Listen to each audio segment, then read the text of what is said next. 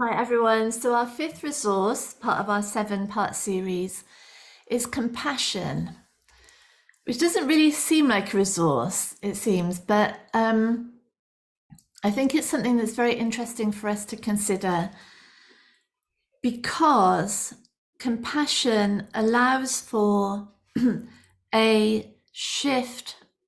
Well, actually, compassion is the result of the shift from an identified mind that is completely believing its own doership, its own story of shame, its own story of protection and survival, to a deeper, more sane, more real, more true space in which it becomes abundantly clear that all behavior, all experience, all actions, all reactions, all habits, all addictions are the result of a subconscious program, and all perception of all of that is the result of a subconscious program which has no decider in it. It's a it's a doerless space. There is no independent entity that is making anything happen. And that compassion is the result of that understanding. Blame, self-blame, shame are the result of absolute confusion. And there cannot be compassion in that space because it is all wrapped up in this idea that there is a separate me that can choose differently. And that's our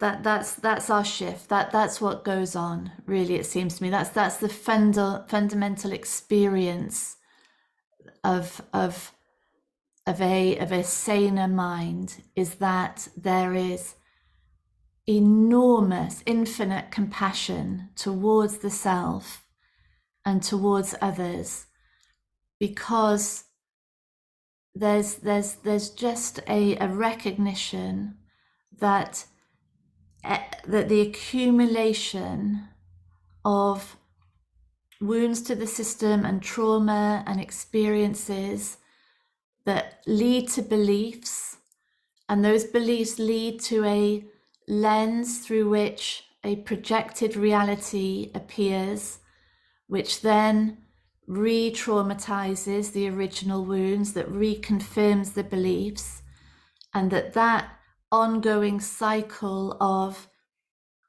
self and reality creates all words, creates all actions, creates all way of being, creates all experience, and there's no space in it. There's no options. There's no alternative until along comes this conversation that says there is no doer. There is no separate controlling, deciding entity.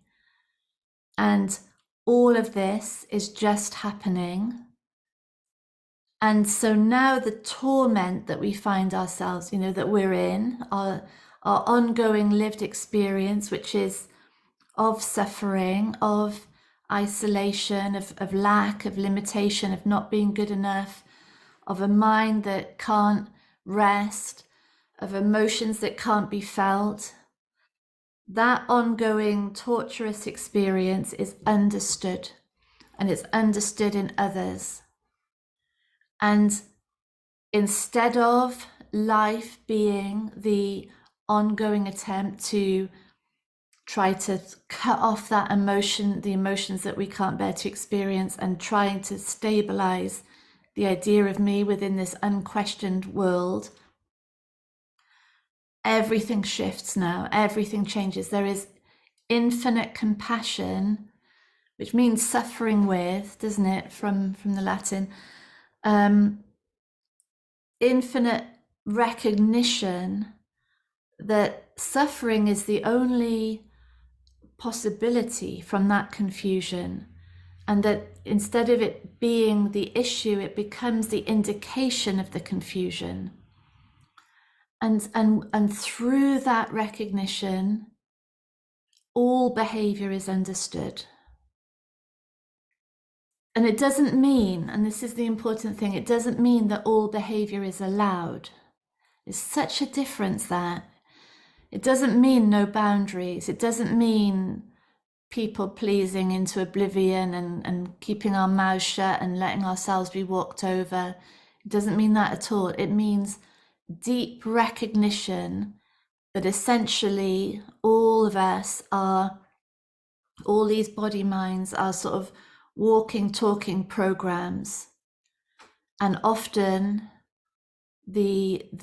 well, always, the more dysfunctional the behavior, the more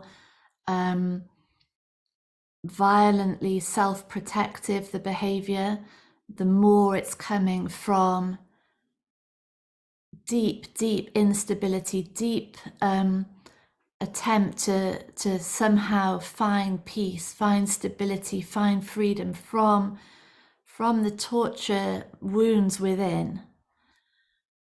And so we're programs moving around. That's all these body minds are. All perceived through the perception, which is itself a program, like we were talking about in terms of attention. What is noticed, what's reacted against, what's even not existing because it's not seen. That perception is a program, and all the world exists within that perception. And so this greater understanding of these programs both of behavior and perception of the behavior, means a shift in terms of absolute recognition that there's no other choices, really. In these moments, there's no other choice other than that behavior. And that recognition is freedom. And that's the irony. That's the absolute irony. And that's at the heart of compassion, because it's simultaneously the recognition that our own perception is created by the program, the other person's behavior is created by their program, and through that deep, seamless connection, we are the same. There's no separation. There's no separate doer anywhere. There's just programs created in the same way, perceived in the same way. And that the ultimate truth of us, cat arriving, is that spaciousness of presence that recognizes all of this is appearing in this way because of this perception here. And that opens up all these other realities that are available but not accessible when the mind is fixed in belief. And that's the absolute heart of compassion. This absolute understanding we are the same. And from that space, absolutely, we can say, no one speaks to me like that. I'm not going to do that. You don't get to do that to me. You don't get to do that to anyone. With such compassion that they are the same as us. It's just our field of actions, our field of behavior, our programming might have developed in a different direction, but nevertheless the mechanism is the same. Yeah. So compassion, our fifth resource, which means that everything it's an outcome resource, isn't it? It's the outcome of a greater understanding of where behavior comes from, and it's a sanity of mind that simultaneously gives rise to the sameness of us all, the oneness of us all, and the ability to voice this inner yes and no from a place of absolute understanding. Yeah, brilliant. Thank you. Lots of love. Bye.